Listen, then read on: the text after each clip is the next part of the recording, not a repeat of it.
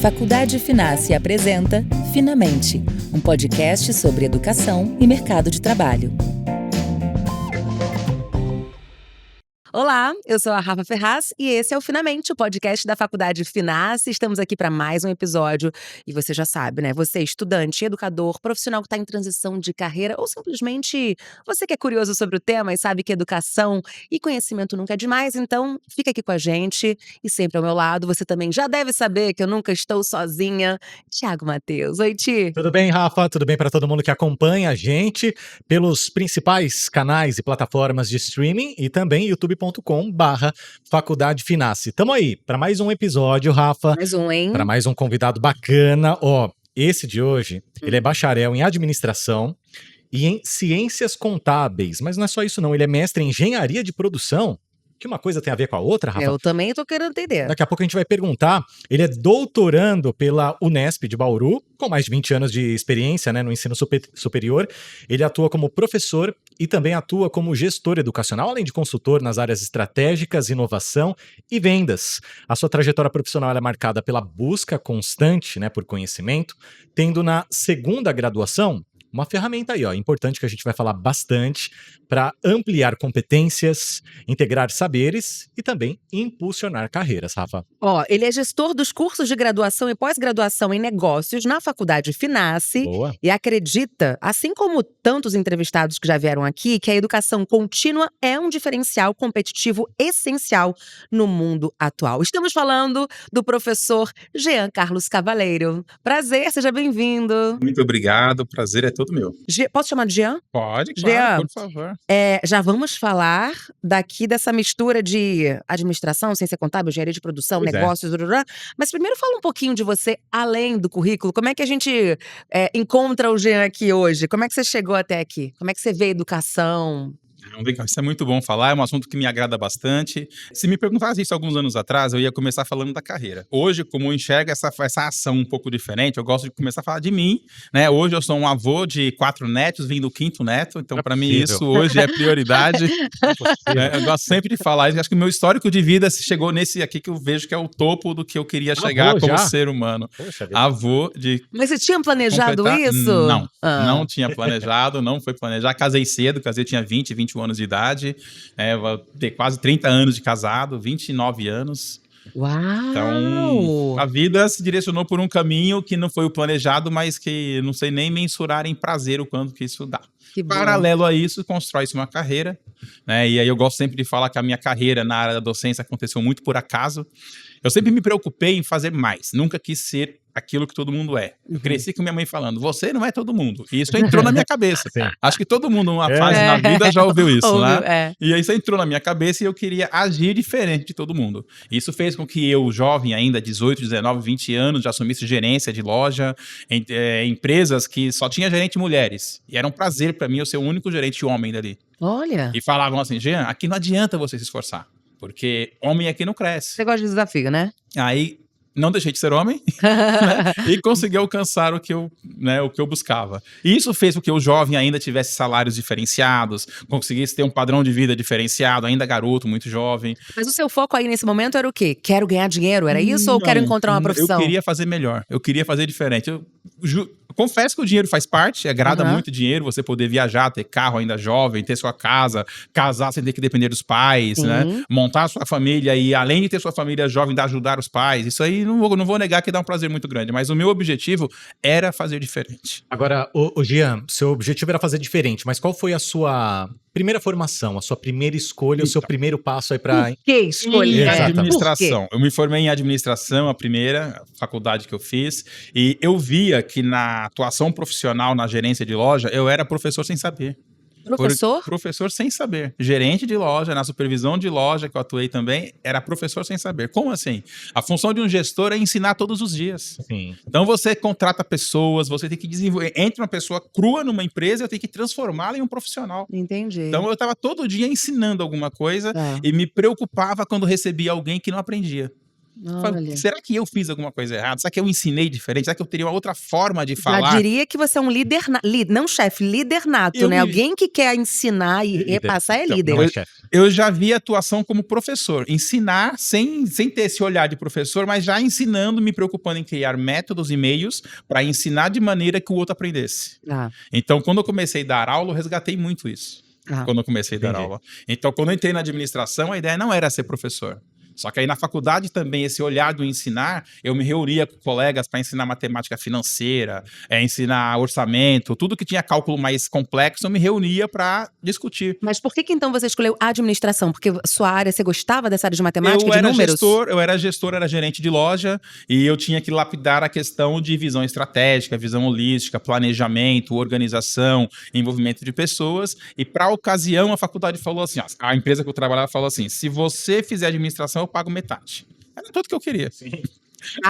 Não entendi, paga metade? Paga metade do curso. A empresa ajuda lá. Na ela deu década- empurrãozinho. Vamos Ó, lá fazer. Isso é importante. Década de 90, faculdade era caríssimo. Sim. Era caríssimo, década Não de era 90. tão acessível assim para Não, todo mundo, Não né? é como é hoje. É. Então, para ter uma ideia, eu me formei em 99 e última mensalidade, acho que eu paguei R$ 425 e o salário mínimo era R$ 100. Nossa, é. Só para ter um comparativo, né? Então, não era fácil fazer. Então, a empresa se propôs pagar metade, eu falei, maravilha, vou aproveitar e vou fazer e me apaixonei. Agora, Jean, de gerente para administrador. Não, perdão, de gerente para professor, né? Porque gerenciando Pois você ensinava. De professor para administrador aí na faculdade, né? Que você fez. Agora, e daí para outras múltiplas funções? Como é que se deu isso? Você fez uma segunda graduação, porque muita gente, desculpa te interromper, sai da graduação e falou assim: eu vou fazer uma pós, vou Isso. fazer um mestrado. Mas você falou, não, vou fazer uma segunda graduação. Então, quando eu me formei em administração, eu me formei em 99, fiz uma pós-graduação em 2000, no ano 2000. Em 2001, eu já comecei a dar aula no Senac. Então, o Você Senac... sabia que queria dar aula também ali. Na verdade, surgiu a oportunidade. Eu vi lá, informar, preciso de professor de matemática financeira. E eu, com modéstia à parte, eu era muito bom em cálculo, era muito bom em matemática. Eu falei, vou levar um currículo lá. E gostaram. Eles tinham uma situação lá que era assim: um professor veio, deu aula uma semana, não gostaram, mandaram embora. Veio outro, deu aula uma semana, mandaram embora. E eles estavam meio que na urgência de querer um professor de matemática. Aí encontrou o Jean. Garoto novo, querendo arriscar essa oportunidade. Sim. O primeiro encontro que eu fiz com os alunos, eu os levei numa loja das Casas Bahia Uau. para pegar um panfleto ali do que eles divulgam os preços, para a gente calcular taxa de juros na loja. Para ver os É panfletos. disso que eu estou falando, Aí, professor que é um sabe. diferencial. É você conciliar a docência com o mercado. Você não estuda matemática financeira para prova. Você estuda para o mercado, para tomar decisões nas empresas. E eu queria mostrar isso. Que o que você aprende de E de uma teoria, maneira dinâmica, tá lá. né? Sim, Dinâmica, na sem ser prática. chato. Casas Bahia fala, paga em 10 vezes sem juros. Será que é sem juros? Né? Divulga taxa não de é sem 1%. juros, é que assim. De 1% ao mês. Será que é 1% ao mês? Nós vimos vários casos que não era 1% ao mês. Vários casos. O que eles divulgavam na propaganda era diferente daquilo que estava no panfleto. Na ponta da caneta era outra coisa, exato. né? E o aluno ficou encantado em ver isso. Falei, agora ninguém mais me engana, Olha lá. ninguém mais me enrola. Então você dá autonomia para a pessoa quando você ensina a teoria e ele enxerga a relação da teoria com a prática. Agora, só uma coisa: administrar não é só números, né? Não, de forma alguma. Números é uma parte importante.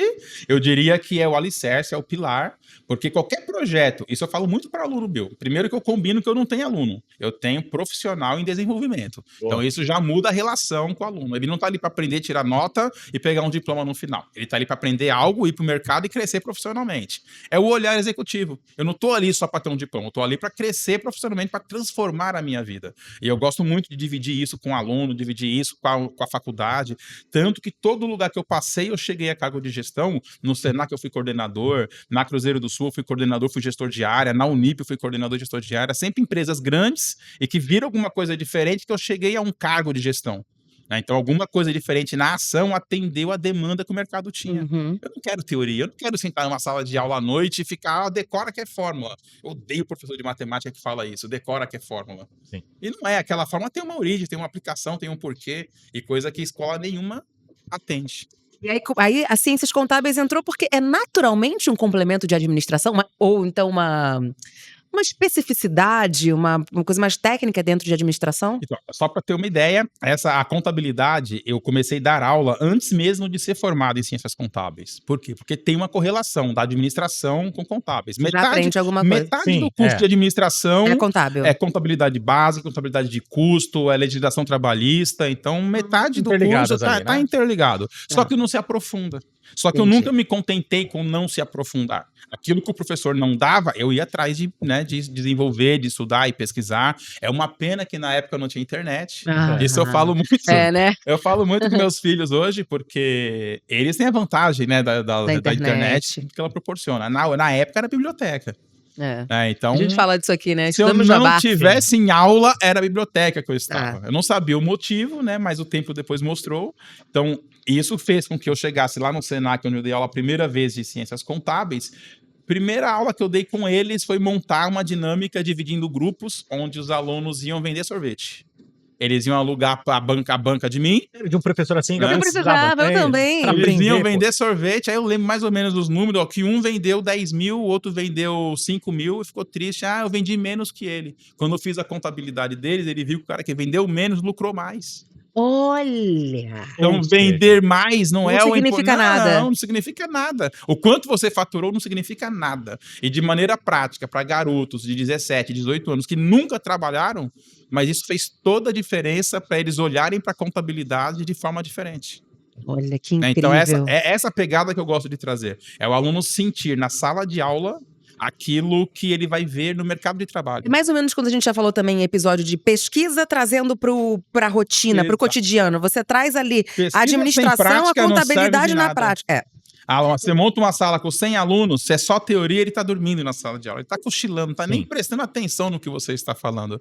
Agora, quando você desafia esse aluno a construir uma dinâmica dessa, ele se transforma, ele chega na casa dele com assuntos diferentes, ele chega no trabalho dele com assuntos diferentes e as pessoas percebem, esse cara evoluiu. Isso é seu? Essa criatividade, ou você teve algum professor na sua época de faculdade ou escola que... O professor João Luiz de Souza Lima, que eu sou apaixonado por ele até hoje.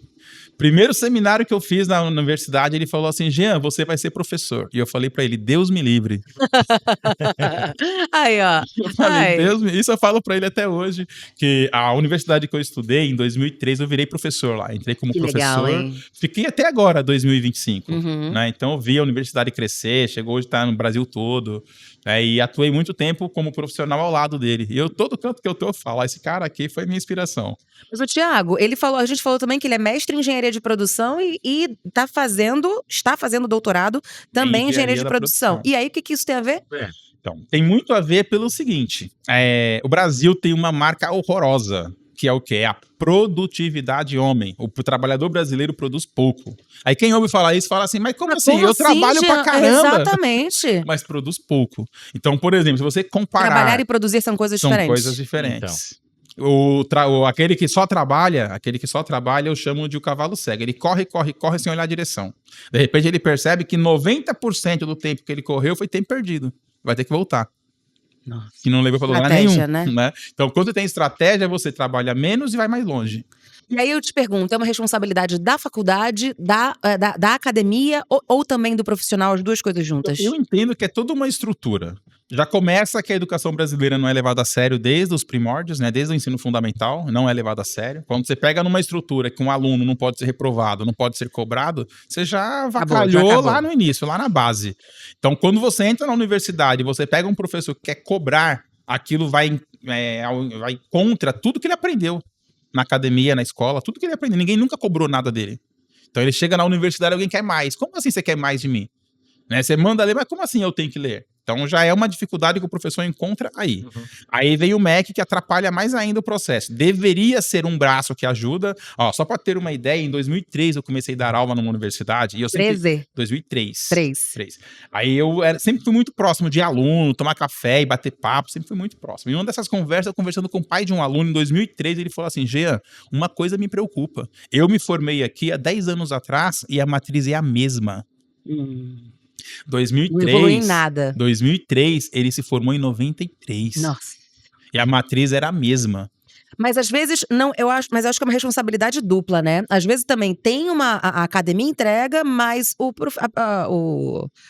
Pessoa não tem interesse, né, em crescimento. E aí eu já mudo um pouquinho para a universidade, por quê? Porque eu despertar o interesse, eu vejo que é minha função como professor. É sua responsabilidade. Quando eu comecei a dar aula no Senac, eu li um livro, um texto, que num treinamento para docente, que eu me apaixonei, não esqueço desse texto até hoje, que é do Rubem Alves.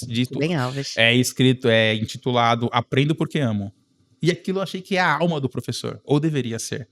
Aprendo porque amo. E desde aquele texto eu procuro fazer com que o meu aluno se apaixone por mim.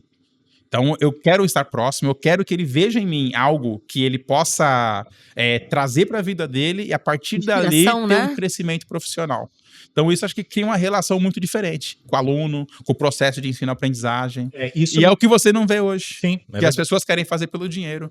Eu ganho pouco, então não estou nem aí. É justamente essa pergunta que eu queria fazer para o professor da educação no século XXI. Principalmente aqui no Brasil, né, professor?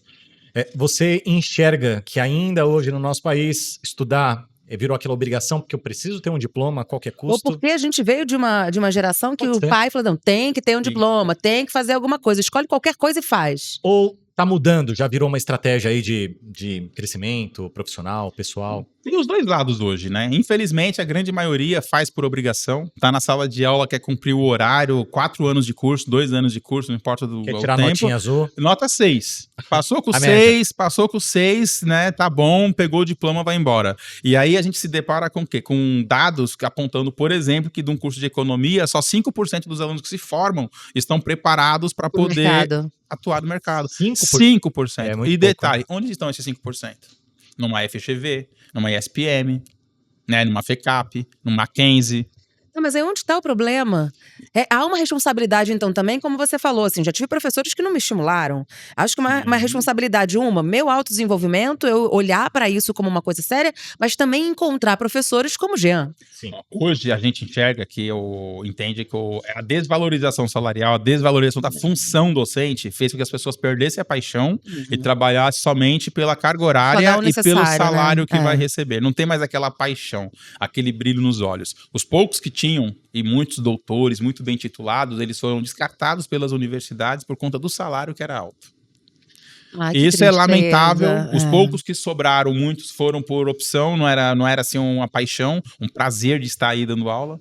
Muitos não são. E aí você vê chegar nessa estrutura que nós temos hoje. Quando fala do EAD, que é... Nos últimos 10 anos eu atuei especificamente com educação à distância, é mais triste ainda. Que eu quero um professor no EAD, mas quero pagar um salário de ajudante geral. Nossa, e cara senhora. Que é titulado. Como é que eu vou levar a educação a sério assim?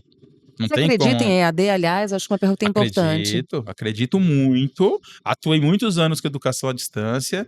Para ter uma ideia, ciências contábeis, exame de suficiência, tem uma margem de reprovação de 80%. É quase igual ao OAB. A OAB reprova 90% nesse exame. Ciências contábeis tem 80% de reprovação? 80% de reprovação no exame de suficiência, que é para você pegar o registro de contador. Terminar a faculdade é uma coisa. Se você não pegar o registro de contador, você não é contador. Você não pode atuar profissionalmente. Eu tenho que pegar. E 80% é reprovado. E eu tenho inúmeros alunos de curso à distância que passaram na primeira vez. Nossa. Então tem resultado. Tem com resultado. Certeza. Eu tenho alunos de curso à distância. Tem que saber escolher o curso à distância. E a faculdade tem que ter respeito pelo modelo. Quando a faculdade tem respeito pelo modelo, acho que o que fez eu sair do grupo que eu estava foi isso. É a perca do respeito. Então, por exemplo, eu tive um período que um professor ganhava X. Aí depois, fazendo a mesma coisa, caiu para meio X.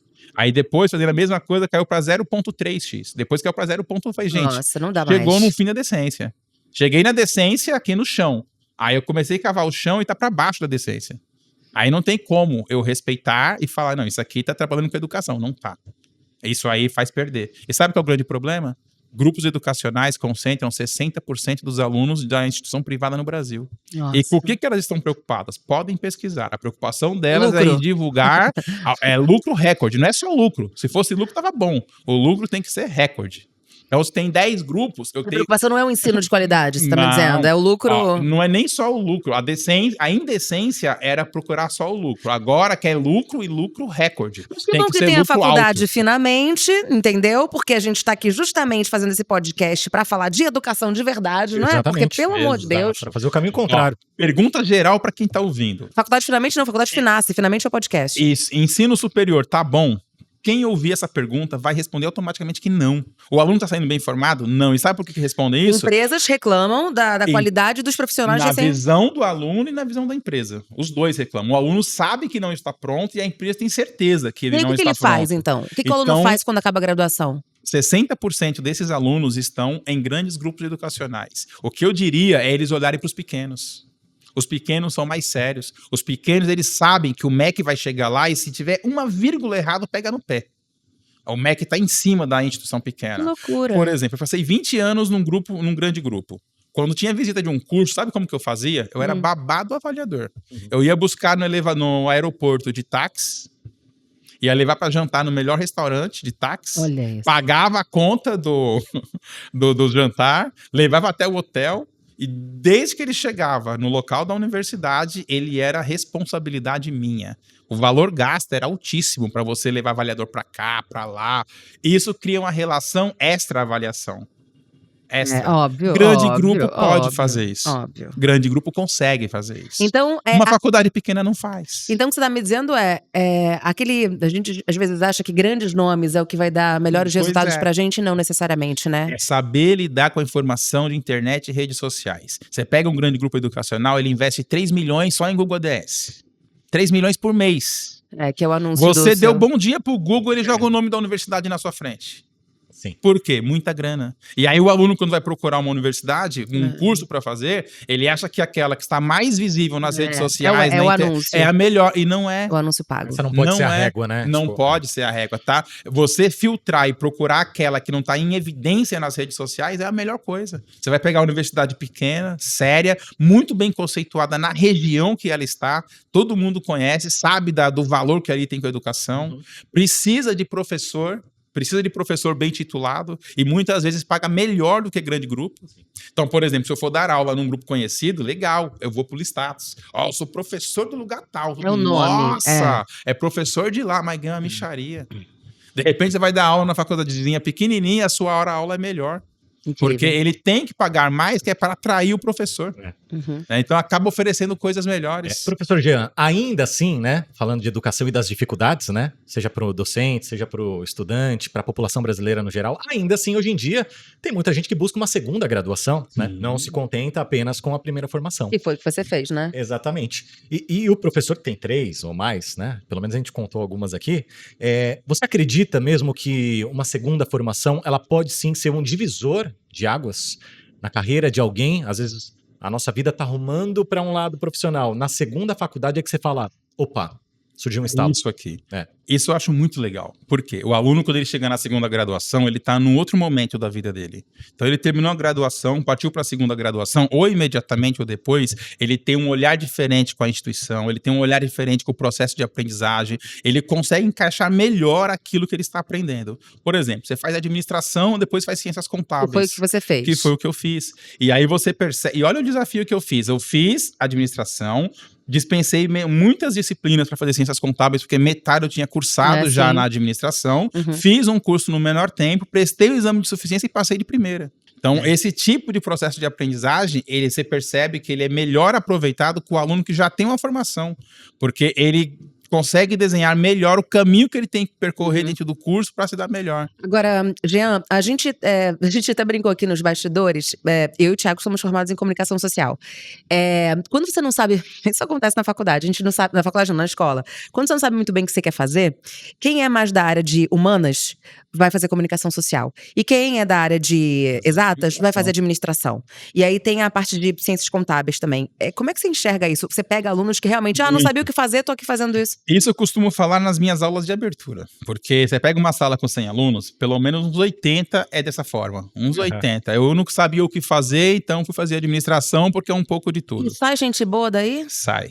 Por que sai? Porque essa visão que ele tem é do meio que ele vive. Nossa missão com a educação é resgatar ele desse meio. Eu resgato ele desse meio, apresento um outro meio para ele absorver conhecimento, levar para aquele meio que ele veio e evoluir aquele meio também que ele está. de onde ele veio. Então, eu gosto muito de quebrar esse pensamento assim. Um aluno, quando ele entra na administração achando que é um pouco de tudo, eu gosto de apresentar para ele que, em vez dele pensar que é o faz tudo, é ele se enxergar como um médico de pessoa jurídica. Nossa. O que é um médico de pessoa jurídica? Bom termo isso aí, hein? É aquele que cuida de um corpo. Ele é vendedor ainda por cima, né? Jean é vendedor. Esse médico, ele vai olhar o quê? Ele tem como função garantir a saúde dessa empresa, assim como o médico verdade. garante a nossa saúde. Com certeza. Se eu chegar numa consulta, tá sentindo isso, ele vai pedir exames, vai dar o diagnóstico, o tratamento é esse. O administrador faz a mesma coisa. Na empresa. Né? É um diagnóstico, a empresa tem pai, tem mãe, e normalmente quem atrapalha a empresa é o pai e a mãe, assim como o filho, né? Que o pai e a mãe limita, limita o filho a crescer, a se desenvolver, e muitas vezes tem que chegar num dono de empresa e falar, cara, o problema da empresa é você. Você está sendo o problema da empresa. Por quê? Porque ele não consegue enxergar a ordem que deve funcionar cada órgão da empresa, que é o marketing, que é o RH, que é produção, que é vendas. Isso, já muitas vezes, pro dono da empresa, muitas vezes. Está demitido. Não chega a demitir porque a empresa é dele, mas ter a seriedade de falar que o problema dele, da empresa dele, é ele, isso é muito necessário. É difícil, mas necessário. Sim. Né? Eu tive pizzaria. Não, pode demitir você. Mas tudo bem, é teu papel, né? E, infelizmente, às vezes tem que falar, porque um médico, quando ele tem um diagnóstico ruim, ele não esconde esse diagnóstico de você. Sinto muito te falar, mas né, o caso é grave. O caso é isso aqui. Então você tem uma maneira polida de falar, mas no resumir da história, ele entende que o culpado, né, que o responsável por aquilo é ele. Eu trabalhei muitos anos com pizzaria. Cheguei a abrir algumas pizzarias, então eu fiz muita consultoria para pizzaria. Dono de pizzaria é a área mais terrível que existe, porque ele sabe fazer pizza. Ele foi pizzaiolo a vida inteira. Só que ele não entende do negócio pizzaria. Ele não entende da essência. Mas é isso que a gente também tá falando, mas todo mundo tem que entender eu sou artista, eu tenho que saber empreender, eu tenho que entender de negócio.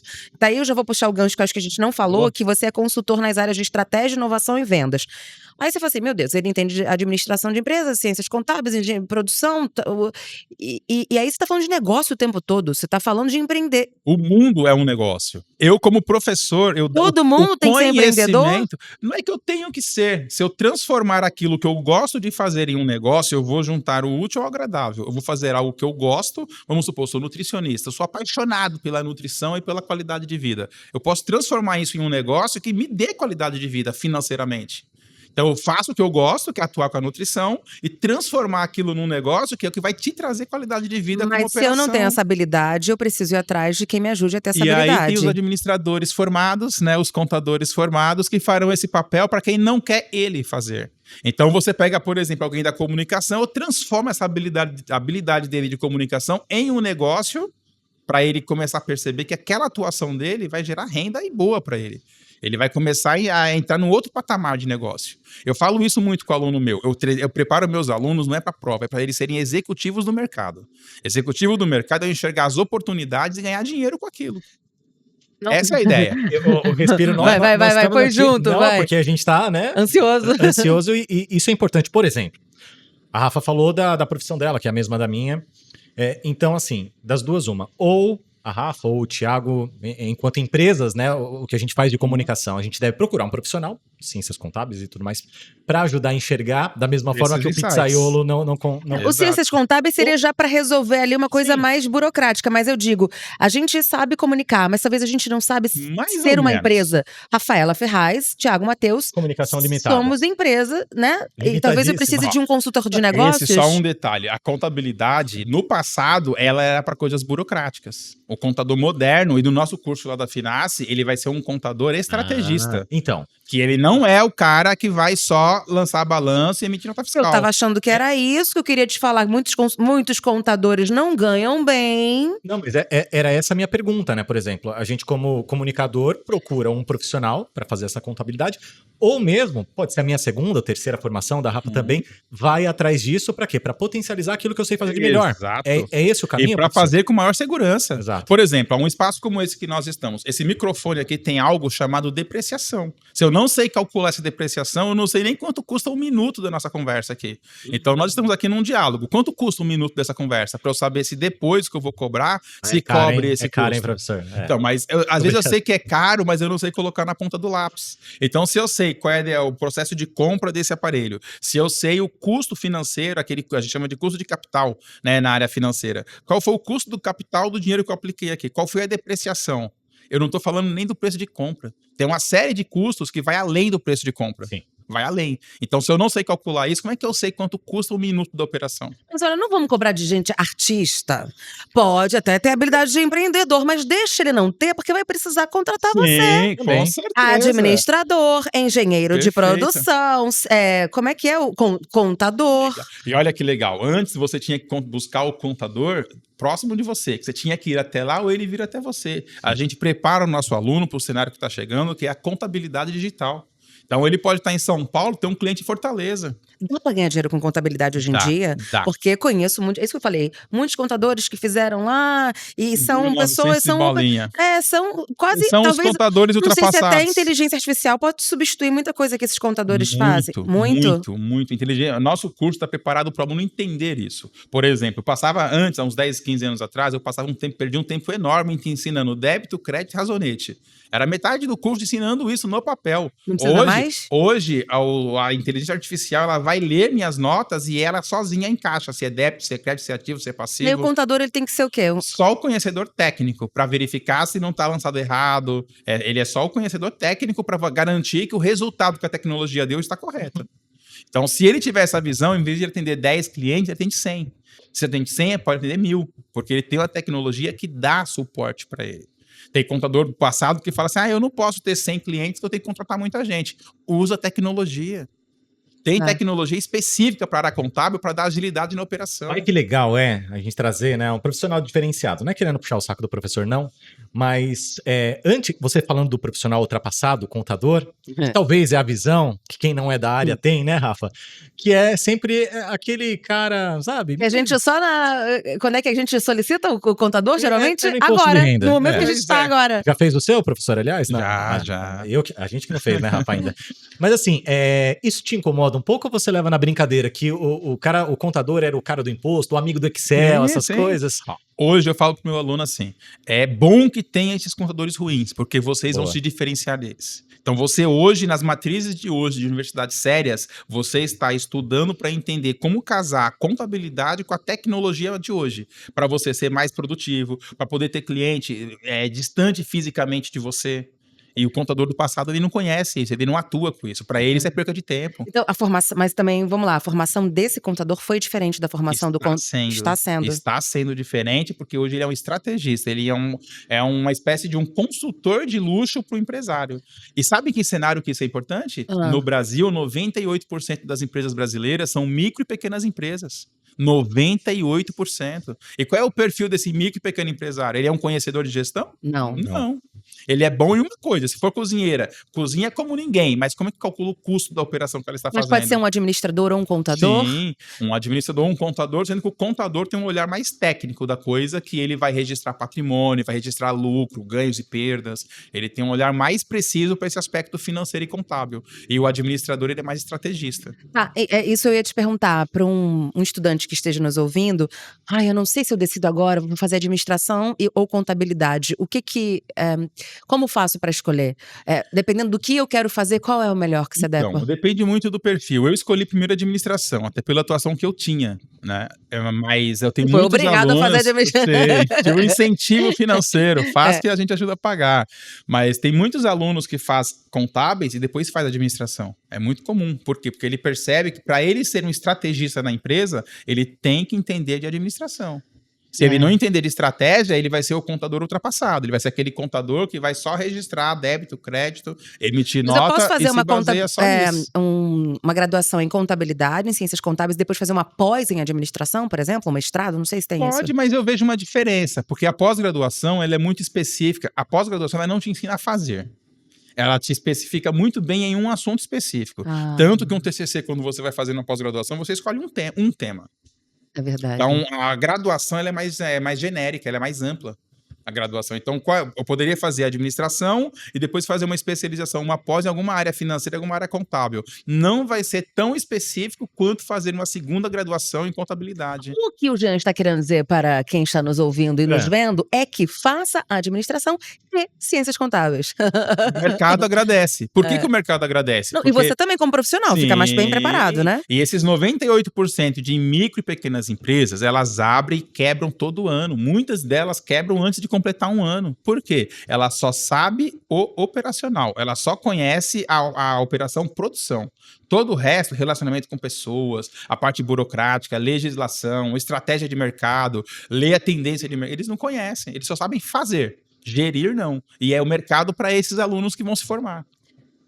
Muito bem. Você estava até falando comigo nos bastidores, né, professor? Vamos revelar aí desse número muito grande, né, de empresas que você citou agora. O mesmo vale para não só empresas abertas, mas os microempreendedores, né, os MEIs. Você estava falando que o número é um tanto quanto preocupante da quantidade de empresas que abrem e acabam fechando poucos meses depois, justamente por conta disso, por falta do preparo, por falta do conhecimento. Exatamente. Eu atuei muito tempo no Sebrae, onde o foco é atender micro e pequeno empresário. Certo. Então, lá nós tivemos dificuldade, por exemplo, de eu preparar uma cartilha de custos. Quando você solta para esses microempresários, tem que reformular com uma linguagem mais simples, dada a simplicidade, né, o pouco conhecimento que eles têm da parte técnica. Então, infelizmente, esse é o perfil que a gente tem no mercado. São bons em uma operação, que é a execução, mas tudo que está no entorno de um conceito negócio, eles não sabem. E aí está o grande mercado para quem vem se formar nessa área, em uma instituição séria, eu tenho que frisar isso, né? Tem que ter coordenação séria, tem que ter professores sérios, quem se preocupa realmente com a educação, porque os alunos estão sedentos por lugares que eles realmente vão aprender. Os alunos estão se formando insatisfeitos. Eu tenho um aluno que se forma, pega o diploma e fala, professor, eu faço o que com isso aqui agora? Nossa, que triste, É né? triste isso. Por quê? Porque estão transformando a educação em negócio. Estão transformando a educação em lucro. Lembrei de uma coisa aqui, Ti, de alguma entrevista que a gente já fez, que existe um tipo de ensino dentro das empresas, cursos criados dentro das empresas, porque justamente não estão conseguindo pegar… Universidade corporativa. Estão nascendo por esse motivo, para qualificar melhor. Agora eu pergunto, grandes universidades, onde é que estão as empresas que não estão dentro dessas universidades? Por que a gente ainda tem alunos usando caderno, sendo que tem tecnologias para usar em cada uma das aulas? Por que a gente tem professor lendo slide na lousa, sendo que poderíamos, cada dia de aula, ter um problema para o aluno resolver? E aí o profissional ia sair formado como um resolvedor de problemas, que é o que as empresas precisam. Não é de alguém chegar para o chefe, tem um problema aqui. Não, eu não trago problema, eu trago solução. Eu ainda sou o médico que identifico, vou trazer o diagnóstico do problema e já trago o tratamento. O tratamento é esse aqui. Se a gente fizer isso aqui, o caminho vai ser esse. Você se transforma num outro tipo de profissional quando você transfere isso para o aluno. Entendi. E, infelizmente, as universidades não estão preocupadas com isso. É com o número. É ter 100 mil, 500 mil, 1 milhão de alunos, mas a que custo? Mas a faculdade de finanças é diferente. Eu quero chamar atenção para isso. Resultado das faculdades pequenas tem sido melhores do que dos grandes grupos. Você está… Então, eu vou passar para essa parte aqui, Vamos vou nessa. pegar esse gancho. Todo esse seu caminho, sua experiência, te trouxe para coordenar a pós-graduação e os cursos na área de negócios da Finace, né? Então, conta pra gente um pouquinho. Quando a gente fala de área de negócios, o que é área de negócios? Então, o MEC, que acaba regulando como que a educação vai funcionar, eles propõem lá todos os cursos que são possíveis de existir no Brasil. E esses cursos são divididos por áreas. Né? O eixo, a área de negócios, é uma área que contempla cursos como administração, logística, RH, ciências contábeis, economia. Então, são todos os cursos voltados para o ambiente empresas. Então, tudo isso que a gente está falando faz parte da área de embaixo do negócios. guarda-chuva, a área de negócios. Boa. Que tem sido uma área muito procurada, porque o Brasil o brasileiro em si, ele é um empreendedor nato. Você acha? Ele é aquele cara que Sim, né? tenta fazer, ele não desiste nunca. Ele faz exatamente por isso. errado, mas Exatamente. ele não desiste.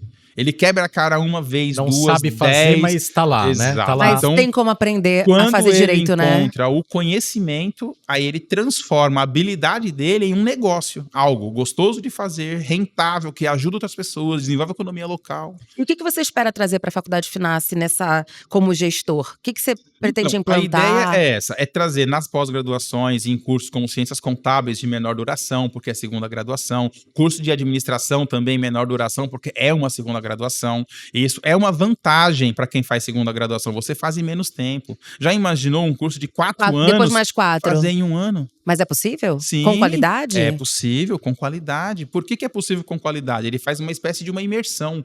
O curso é preparado especificamente para isso, para que o aluno foque em 1 ano em conteúdos específicos, o eixo central da contabilidade. Mas e aquele aluno que não fez a primeira graduação? Aí ele vai ficar com… Ele não pode entrar nesse curso, é um pré-requisito. Tá. Então é um pré-requisito que ele tenha feito graduação em algumas áreas específicas para ele poder entrar nesse curso. Então não é qualquer área. Por exemplo, quem fez letras pode fazer? Não, não pode, que não tem nenhuma correlação, né? Então há uma análise séria. Aquilo que ele estudou na graduação anterior é dispensado nessa nova graduação. Então ele faz em menos tempo. Áreas como administração, TI, RH. Administração, RH, logística, toda a área de negócio. Todos os cursos voltados para a área de Podem entrar. negócio. Eu ia perguntar, a gente estava falando aqui, áreas correlatas, assim. TI, dá para contador trabalhar? Tem TI? Então, qual a importância da como é? contabilidade para um TI? Hoje eu tenho escritório de contabilidade e eu sofro muito com isso. Por quê? Porque as empresas que constroem software para a área de contabilidade, eles não conhecem de contabilidade. Eles conhecem programação, eles conhecem o software. Né? A contabilidade não. Então é muito comum você pegar um sistema que ele é antifuncional. É você pegar um sistema que ele não tem uma boa usabilidade. Então, por que não tem essa boa usabilidade? Aquele sistema complexo, difícil de usar. É porque ele não conhece a área. Então, um cara de TI, se ele quiser… Se ele conhecer a área, ele vai desenvolver programas melhores. Ele vai desenvolver programas alinhados com aquela área, ele segmenta a atuação dele. Eu construo programações, vou especificar, vou trabalhar com a área contábil, por exemplo. Vou construir software para a área contábil e financeira. Como tem uns que se especializam em game, por exemplo, tem que entender de game, é mais uma especialização. É mais uma especialização. E RH? O RH ele já tem naturalmente uma atuação com pessoas, né? Desenvolvimento humano. Sim. Dentro dessa área de RH tem uma sub-área chamada departamento pessoal, que está muito conectado com contabilidade. Hoje essa atividade ela é terceirizada para escritórios de contabilidade. Então o mercado é grande. Há um outro mercado enorme para quem faz contabilidade, é uma distorção que o Brasil trouxe para esse cenário, que foi incentivar as MEIs. Hoje todo mundo conhece alguém que virou MEI. Todo mundo conhece. Todo mundo, Essa questão da pejotização, todo mundo abriu MEI e só abriu. Só foi lá, é fácil fazer, de graça, abriu, gerou MEI. Esquece que tem obrigações geradas quando você gera essa MEI. E aí vai juntando vários anos, aí chega uma hora que aquele CNPJ é cancelado. Por que cancelado? Falta de cumprimento das obrigações. E aí você acha que a gente aqui, que não é dessa área, você acha que a contabilidade, ela é valorizada? Você acha que a gente já está começando a perceber com isso tudo que a importância de um contador dentro de uma empresa e na vida pessoal? Um curso superior, ele tem que olhar a tendência. Se você me perguntar hoje, eu vou dizer que não é valorizado. Mas para o futuro vai ser? Mas a percepção das pessoas comuns. Então, não é valorizado. Por isso, porque a gente não percebe por dois como… motivos. Por não perceber e por ter um histórico de contadores burocráticos. Que a gente não entende. Contabilidade é chata. Exato, é coisa… isso. Pode falar, é coisa de velho. É isso, velho barrigudo de óculos, é que falam. Quando começou a estudar contabilidade era novo. Mas o estereótipo do contador é esse. É velho barrigudo de óculos e careca. Esse é o estereótipo do contador. E isso mudou. Tá mudando? Tá mudando. E por um cenário de que hoje o contador ele é mais estrategista. Ele não é um custo para a sua empresa, ele é um investimento, porque ele vai te ajudar a entender toda a operação que você faz, quanto custa aquela operação, vai te auxiliar num processo de precificação. Mas a empresa já percebe isso? Quem não tem dificuldade de definir um preço de qualquer coisa hoje? No nosso trabalho, Rafa. Quem não tem dificuldade? De locutora, de apresentadora. E o contador estrategista é aquele que vai te auxiliar, ele vai construir. Eu lembro que teve um cliente que construiu uma ferramenta no Excel, que ele tinha pouco investimento, eu construí no Excel para ele colocar assim, o frete é de tantos quilômetros, você coloca a quilometragem do frete, os pedágios que tem, ele vai te dizer quanto custa de acordo com o veículo que você está utilizando. Isso eu fiz para um curso de logística, né, para uma área de logística. É uma coisa de graça, fiz a programação uma vez, ele põe 3 informações e fala, se for para Campinas, dá tanto. Uma informação. Mas se eu fosse ensinar ele a fazer na mão isso aí, ele não ia saber fazer. Calcular custo de pneu, custo de manutenção de caminhão, fazer o rateio do IPVA do caminhão, de todo o desgaste do veículo, de acordo com o porte dele, até chegar no destino e voltar, ele não vai saber fazer. A minha intenção não é ensiná-lo. É trazer uma informação que ele, com 3 cliques que ele deu, ele tomou uma decisão. Ó, para Campinas o frete é tanto. Sabe para quem que é importante isso aí? Para o caminhoneiro individual. O caminhoneiro individual, ele só sabe dirigir, mais nada. Se você perguntar quanto o caminhão dele consome de combustível, ele não sabe dizer. Qual é o gasto de pneu por quilômetro rodado? Eu não sei. Ele vai lucrar no final de uma viagem? Ele não sabe dizer. Ou seja, aquilo que a gente estava falando, dá para trabalhar menos e ganhar mais com estratégia? Enxergar com toda a área. as demandas da área. É e você saber fazer o cálculo, né? Exatamente. Se você é o cara que sabe fazer e consegue transformar esse seu conhecimento, encaixar na necessidade do mercado, o mercado precisa disso. Quando eu levo esse cálculo, essa planilha para motoristas, eles ficam loucos. Nossa, como é que eu não tive isso aqui antes? Pois é. Mas eu fico pensando, eles não sabem nem que existe. Para precificar o meu trabalho, eu preciso saber quanto eu gasto para entender se eu tô... Aquilo que você falou. Exato. E aí tem outro erro pior. Que é o quê? A empresa do passado, ela vai construir uma xícara dessa, ela quer saber quanto ela gasta de material, põe 20, 30, 50% em cima. Se você pegar, por exemplo, uma bolsa da Prada que custa 20 mil reais, ele gastou 200 reais para fazer aquela bolsa. É. Como é que vendeu por 200 mil? Etiqueta. Não é só etiqueta, tem um conceito por trás daquilo ali. Eu sei pôr um conceito por trás do meu negócio? Eu sei fazer isso, criar um conceito e não transformar em desejo. A gente brinca muito com isso. Você transforma em desejo, não em uma necessidade.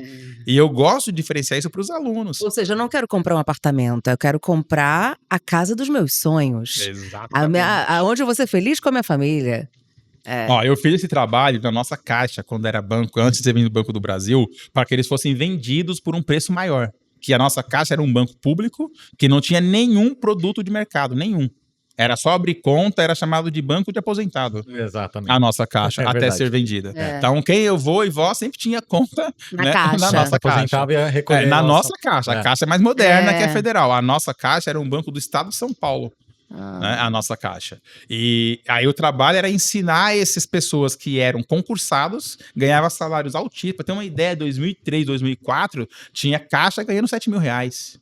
2004, 7 mil reais era uma fortuna. Para um caixa de banco. Para um caixa de banco. Aí você ensinar um cara desse a vender, enxergar o negócio, a atuação dele como negócio, foi um tabu gostoso de fazer. Ensinar a vender cartão de crédito, ensinar a vender empréstimo, ensinar a vender todo o produto de banco. Né? E aí a gente fazia muitas simulações. E era gostoso que você via cara que estava 20 anos no banco. Nossa, ninguém nunca pediu para eu fazer assim. Quando eu oferecia, ninguém queria comprar. Eu oferecia, a pessoa, não. Mas por quê? E eu falei assim, você quer cartão de crédito? Não. Tudo que tem oferta direta, a resposta é automática, é direta. Quando você envolve a pessoa numa conversa, o cara compra sem perceber que está comprando e ainda agradece ainda. E ainda indica para um amigo. Só tem uma coisa para falar disso. Você é a favor de, obviamente, não enganar o consumidor, mas aí a gente está falando de vendas e de... Se eu tô vendendo um produto, eu tô vendendo um serviço, eu preciso vender e ser sincero, né? Não vender aquilo que não vai ser o melhor para o... Mas a sinceridade, às vezes, não é a minha. A sinceridade é a sinceridade para o cliente, a verdade para o cliente.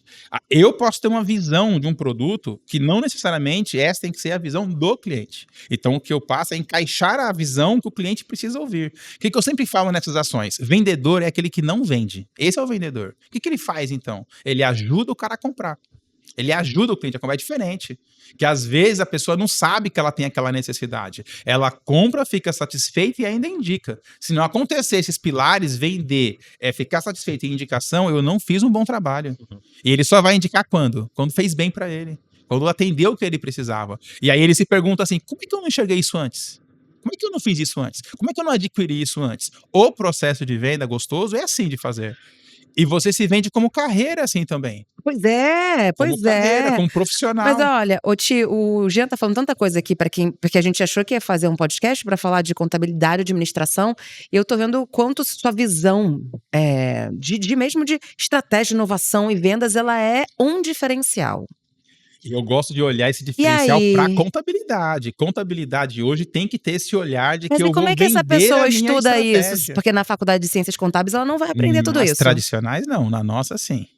Na nossa ele vai ter um olhar voltado para ser executivo do mercado. Não é para ser o contador burocrático que lança débito e crédito. É quase uma nova profissão. Exato. E detalhe, para essa operação, você não vai inventar uma matriz. Você não vai inventar. Porque a base teórica que está lá é a mesma para todo mundo. Sim. O que eu coloco num curso superior, a base dele vem do MEC. Tá lá, DCN, Diretriz Curricular Nacional, vem do MEC. Então, qualquer universidade para ciências contábeis tem uma premissa básica que tem que seguir. Sim. Agora, o como que eu vou fazer, qual a liga que eu vou dar para isso, qual a atividade que eu vou relacionar com isso é o que diferencia as instituições. Tá ouvindo e vendo aqui nosso podcast, nosso videocast, vai ficar doido, porque tava achando que tava entrando para fazer ciências contábeis, administração, para fazer um negócio, e olha o que dá para fazer. E acabou o podcast, eu já mudei minha concepção de contabilidade. Tá entrando achando que vai ter um Vou diploma. Vou pagar melhor minha contadora, que eu não pago porque é minha tia.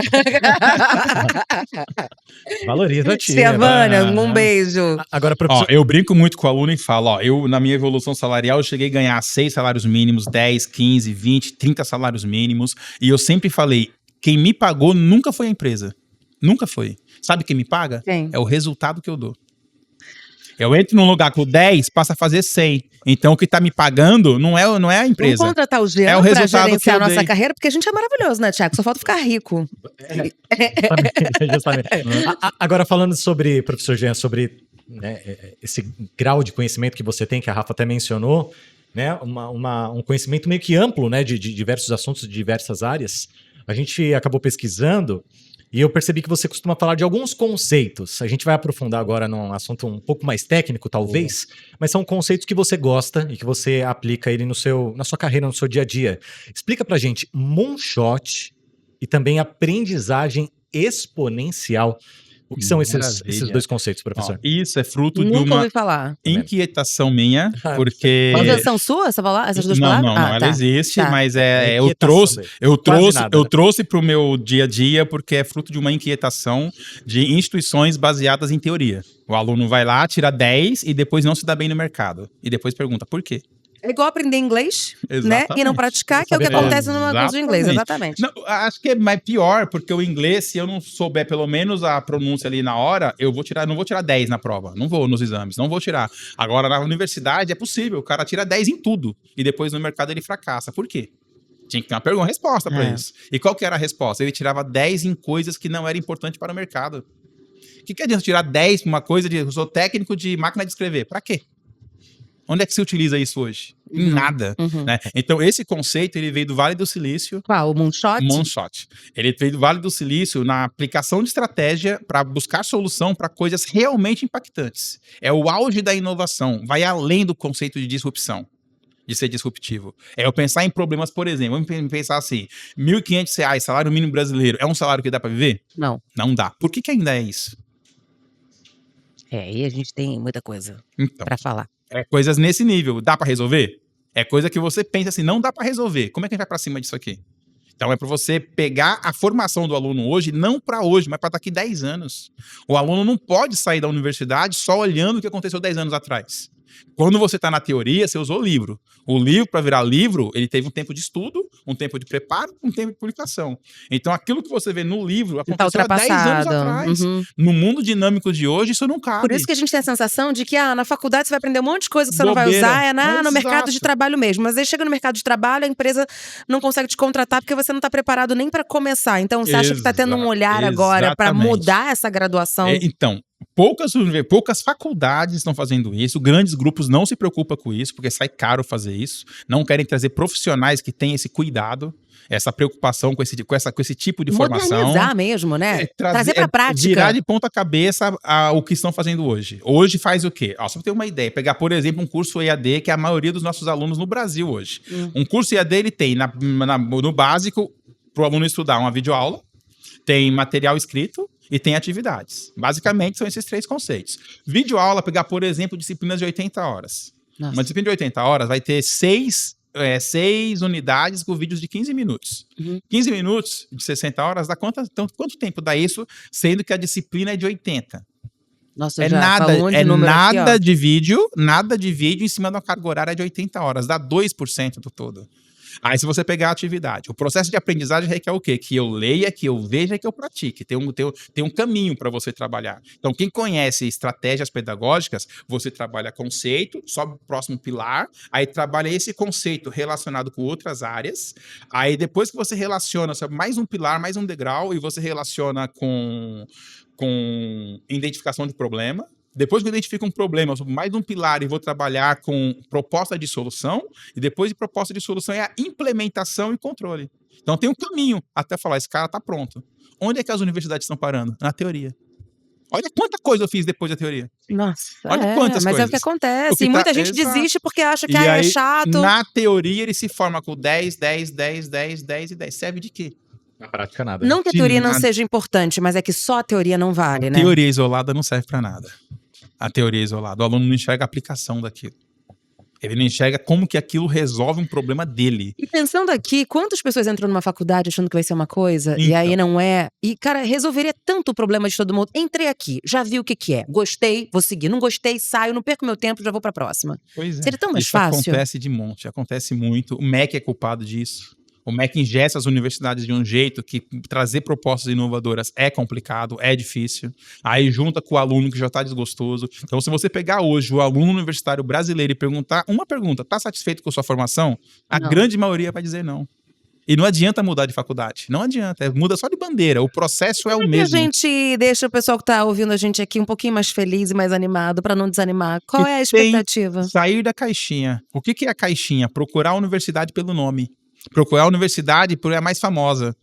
Não fazer isso. Não fazer isso. Você sai dessa caixinha, qual que é a caixinha? Eu quero fazer a faculdade com a faculdade de administração. Ou se faculdade de ciências contábeis, colocar no Google, vai aparecer as mais famosas em primeiro lugar. Corre delas.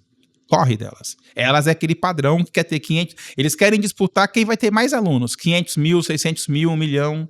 E depois divulgar nas redes sociais quem lucrou mais. O meu lucro foi tanto. O maior lucro do segmento. O que eles querem é isso. Esse é o volume, né? Não é Exato, não é qualidade. Isso não melhora em nada a qualidade de ensino. O que melhora a qualidade de ensino é professor titulado, professor respeitado, professor com identidade com a instituição. E isso não se tem mais. Mas o aluno também, em paralelo, ele pode ter um interesse de, enquanto ele está na graduação, ele buscar também outros conhecimentos técnicos paralelos. Isso também é uma coisa legal, não é? Sim, por parte do aluno também. Isso Só pra gente não deixar na conta da academia, da faculdade, eu acho que tem a conta também do interesse, da curiosidade, da vontade de estudar e de melhorar também do aluno, né? E eu digo que isso tem que ser despertado, que a origem dele não é de boa educação. A origem dele, e detalhe, eu vou ser muito, muito enfático nisso. A origem dele não é de boa educação, seja oriundo da escola pública ou particular. Tem escola particular no Brasil que cobra 10 mil reais de mensalidade e paga 3, 4 mil por professor. Uma mensalidade é 10 mil. Uma sala tem 30 alunos. E tá pagando e paga 3, 4, 5 mil pro professor. Ou seja, o professor é descartável no processo. A leitura do que fazem é assim, a leitura. Mas eu tô pagando a média de mercado. O mercado é uma referência horrorosa, é ruim. O que tá ruim, eu não posso usar como baliza. Hoje vou contratar um professor numa universidade, quanto eu vou pagar? 30 reais a hora. Mas por que só isso? O mercado tá pagando, o mercado tá ruim. O mercado tá ruim. Se eu quero me diferenciar, o que é o ideal? Vamos trazer gente boa pra cá, gente com sangue nos olhos, gente que quer ver educação realmente diferente. E vamos valorizar. E vamos usar isso para competir, transformar em negócio. É essa a leitura. Eu tenho um mercado para eu competir, é transformar coisa boa em negócio rentável. Explodir nas redes sociais em todo o caminho. O professor daqui é diferente, o professor daqui é bem remunerado, o professor daqui é satisfeito. E aí vai no que indica, tanto de professor quanto de aluno, acabou, né? Boca a boca. Que isso sempre funcionou. Boca a boca, o aluno aprender a buscar dados no MEC. Você pega a universidade, tá lá, todo canto você vê o nome dela. Vai no MEC, procura os índices de qualidade dessa universidade. Tá lá, ENAD, nota 1. O que adianta ter tido um grande lucro com o ENAD nota 1?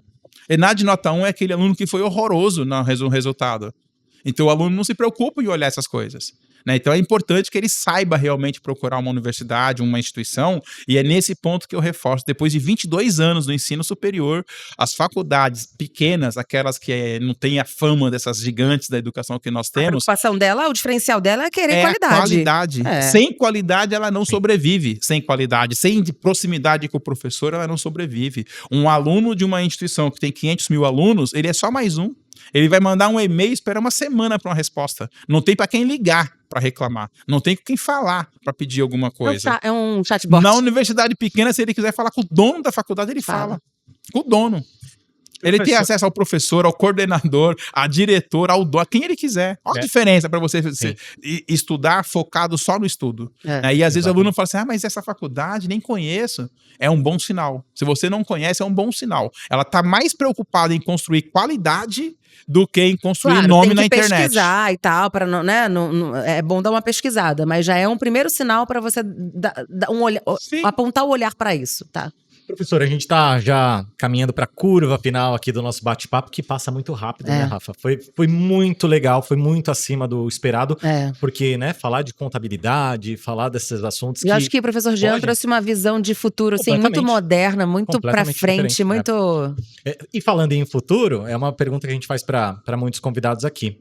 Inteligência artificial, professor, na área de contabilidade, na área de ciências contábeis, né?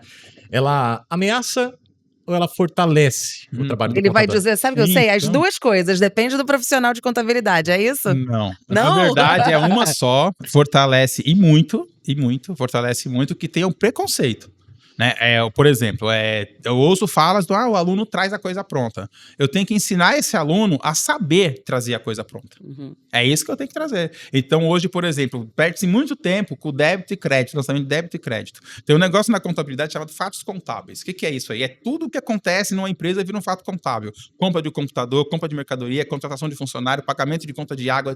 Então, tem milhares de fatos contábeis em uma empresa. E isso tinha que ser lançado conta por conta manualmente.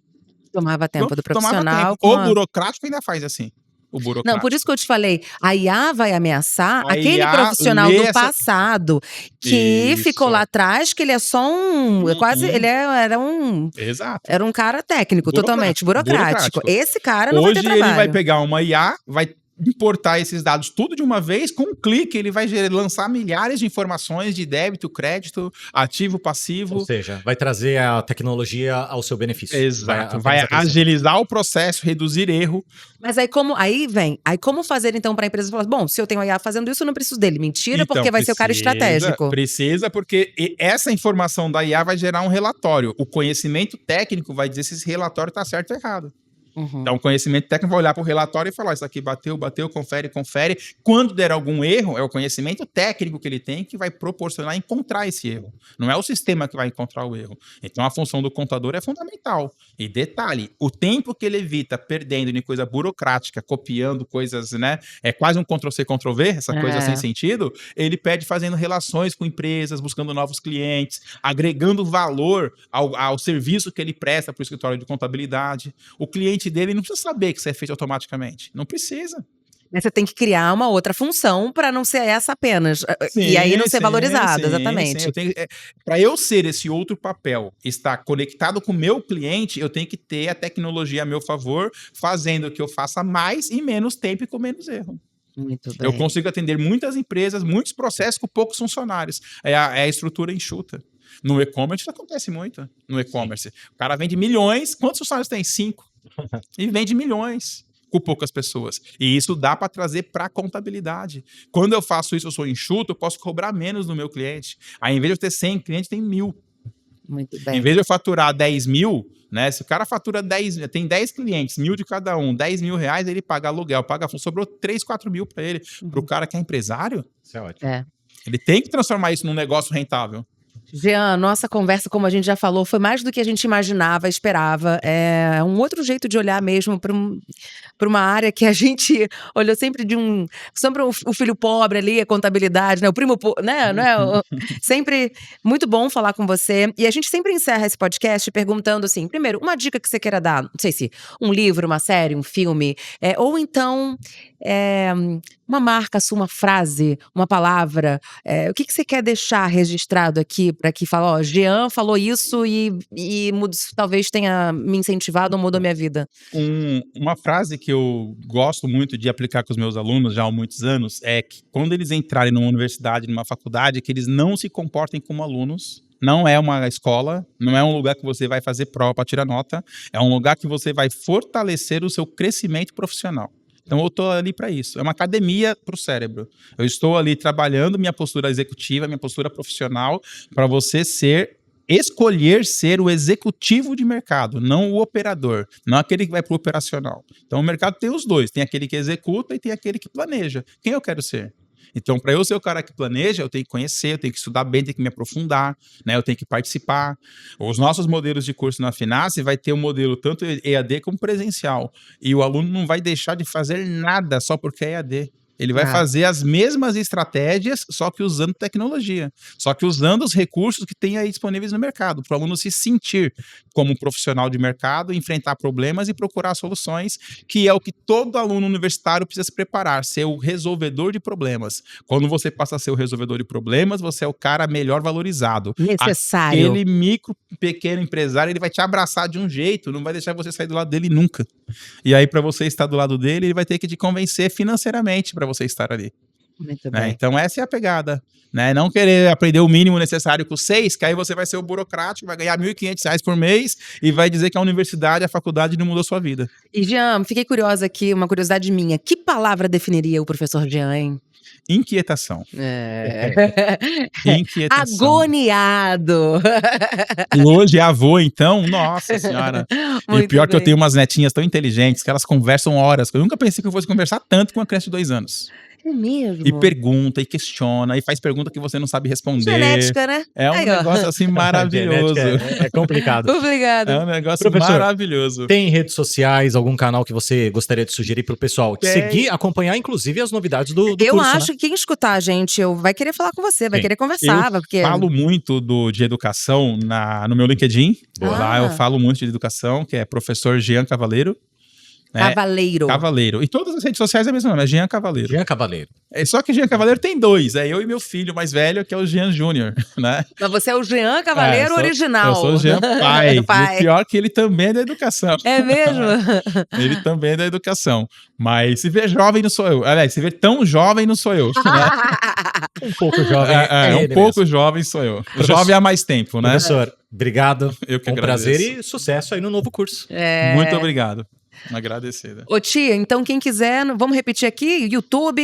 Isso aí. youtube.com/faculdade Finassi, o site da instituição é inace.com.br e sempre acompanha a gente aqui, né, nas plataformas digitais, no YouTube. Se você não puder ver a gente, é muito Ouça. legal ver. Ouça a gente. Ouça a gente. Tá bom? Um beijo e até o próximo episódio. Até a próxima. Tchau.